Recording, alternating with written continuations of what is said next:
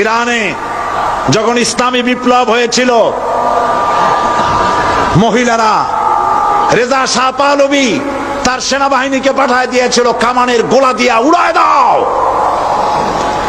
হাজার হাজার মা বোনেরা, পুরুষেরা মিছিল করছে, মায়ের কোলে বাচ্চা, মায়ের পেটে বাচ্চা, মায়ের ঘাড়ে বাচ্চা, কামানের গোলায় শত শত শহীদ হয়ে যাচ্ছে। পিছন থেকে কেউ পালায় না, সমুদ্রের ঢেউয়ের মতো একটা ঢেউ এসে আশ্রয় পড়ছে, ঢেউগুলো পিছনে অ্যাবাউট টার্ন করে ফিরে যায় না, সব ঢেউ একটার পর একটা আশ্রয় পড়ে উপকূল ধ্বংস করে দেয়। 200-300 শহীদ হয়ে গেল। পেছন থেকে নারীরা পালাচ্ছে না, মেয়ে লোকগুলি লাশের উপর দিয়ে চলে আসতেছে, তাদের আঁচলে ছিল ফুল, অস্ত্র নাই, নিরস্ত্র ইরানি মুসলমান মা বোনেরা আঁচল করে ফুল নিয়ে আসছে।